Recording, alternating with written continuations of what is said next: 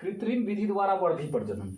देखिए कृत्रिम विधि द्वारा कैसे वर्धी प्रजनन होता है, तो देखिए कृत्रिम जो विधि है यानी आर्टिफिशियल जो तरीका है उसके द्वारा ये जो वर्धी प्रजनन है यानी वेजिटेटिव रिप्रोडक्शन है ये 4 प्रकार से होता है। जैसे एक नंबर में है कटिंग,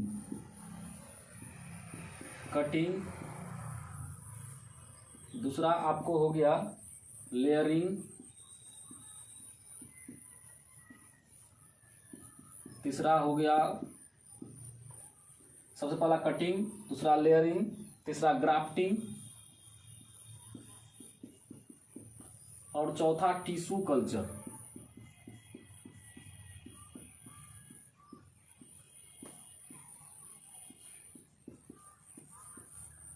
ये 4 विधियों के द्वारा ये वर्धी प्रजनन को कृत्रिम तरीके से किया जाता है। अब सबसे पहला है कटिंग।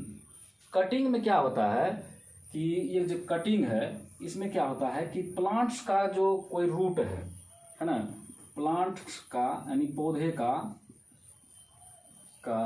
कोई रूट हो गया या स्टीम हो गया, रूट या स्टीम, स्टीम मतलब रूट मतलब जड़, स्टीम मतलब तना, है ना। प्लांट्स का कोई रूट या स्टीम को काट कर जमीन के अंदर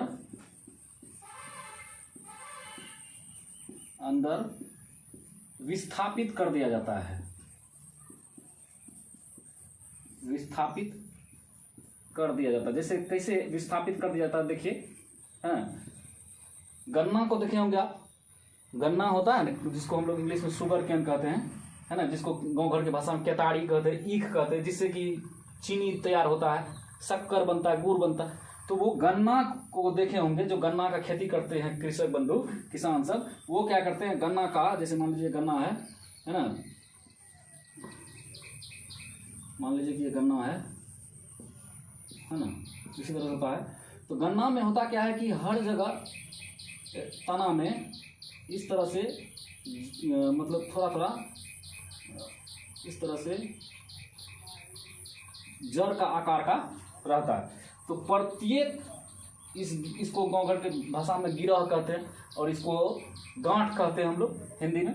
तो इस गांठ को प्रत्येक गांठ से यहाँ से यहाँ, यहाँ से यहाँ, यहाँ से यहाँ काट करके उसको जमीन में विस्थापित कर देने के बाद फिर जो है नया गन्ना का प्लांट निकल जाता है। तो इसको हम लोग कटिंग कहते हैं।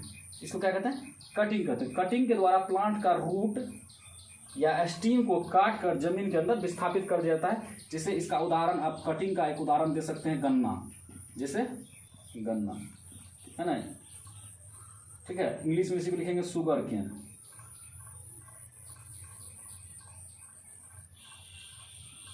SUGARCAN,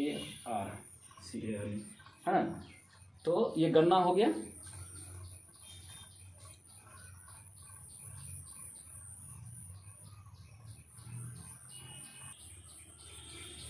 देखिए पहला पढ़े हम लोग कटिंग, अब दूसरा है लेयरिंग।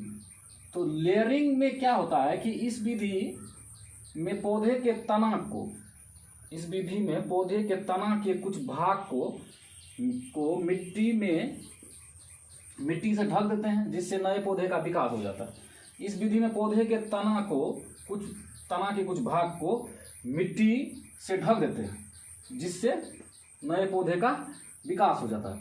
तो कैसे नए पौधे का विकास होता है? देखिए जैसे हम लोग नींबू का पौधा देखे होंगे, नींबू का पौधा को क्या किया जाता है, उससे भी उसका कुछ शाखा को क्या कर दिया जाता है, जमीन से सटा करके यू आकार से डाल दिया जाता है। जिसके बाद क्या होता है कि वहाँ से एक नया नींबू का पौधा बन जाता है।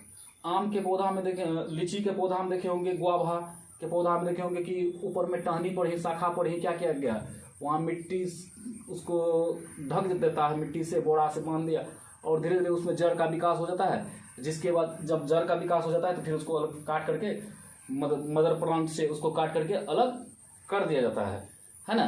तो ऐसा आप लोग देखे होंगे, जिससे फिर वो नया पौधा बन जाता है और वो अपना अलग विकास करना शुरू कर देता है, उसको हम लोग जमीन में विस्थापित कर देते हैं, ठीक है। तो इसको लेयरिंग कहते हैं। तो लेयरिंग 2 प्रकार का होता है। एक होता है ना सॉइल लेयरिंग, इसको देखिए ध्यान से। दूसरा होता है एयर लेयरिंग। तो सॉइल लेयरिंग में क्या होता है ना, जैसे नींबू का पौधा के बारे में हम उदाहरण दिए, है ना। मान लीजिए नींबू का पौधा है ना। चित्र तो उतना अच्छा हमको नहीं आता बनाने के लिए। तो एक टहनी ऐसे इधर से गिरा हुआ है, इधर है, कुछ ऐसे रहता है, ठीक है। देखिए, तो क्या किया जाता है, कुछ टहनी को मान लीजिए इसको जो है कि यहाँ से इसको यू आकार से जमीन में सटा दिया, यहाँ से मोड़ कर सटा दिया, और इसको मिट्टी से पूरी तरह से ढक दिया। ढक देने के बाद क्या है कि पूरी तरह से जो ढक दिया, इसमें मिट्टी डाल दिया, है ना। यहाँ से ढकने के बाद क्या होता है कि यहाँ पर जो है कि धीरे धीरे 2 से 3 महीने के बाद इसमें जड़ का विकास हो जाता है। और जड़ का विकास होने के बाद इसको यहाँ से काट करके, है ना, यहाँ से काट दिया। काटने के बाद फिर ये प्लांट को अलग कर दिया जाता है मदर प्लांट से। और मदर प्लांट से अलग करने के बाद फिर इसको जमीन में अलग विस्थापित कर दिया जाता है, जिससे कि नया नींबू का पौधा का विकास हो जाता है। जैसे यहाँ विकास हो गया, देखिए, ठीक है। तो इसको हम लोग सॉइल लेयरिंग कहते हैं। क्या कहते हैं? Soil layering.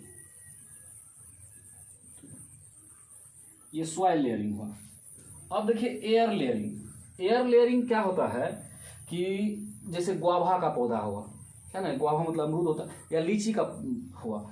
तो गुआभा या लीची का जो पेड़ होता है, तो उसमें क्या किया, ये मान लीजिए पेड़ है,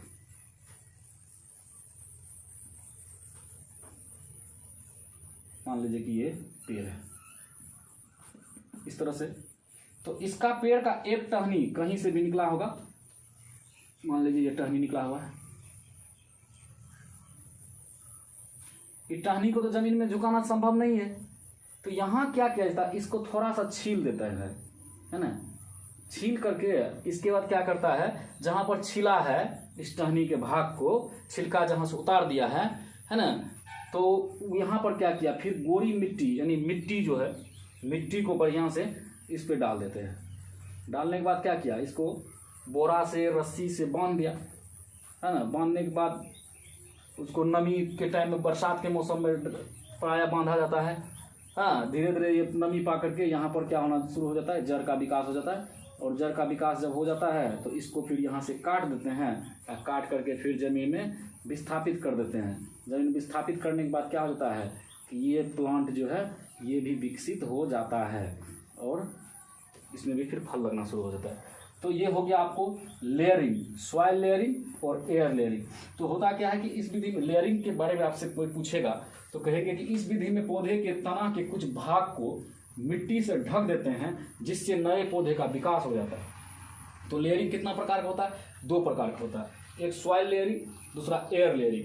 तो सॉइल लेयरिंग जैसे नींबू के पौधे में आपको देखने को मिलेगा, है ना। नींबू के पौधा में आपको देखने को मिलेगा सॉइल लेयरिंग।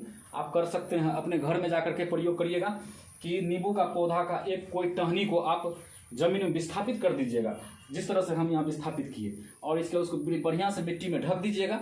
मिट्टी में ढकने के बाद देखिएगा कि ये धीरे धीरे इसमें जड़ का विकास हो जाएगा। 2 से 3 महीना में जड़ का विकास होता है, हर बढ़ाने की जरूरत नहीं है।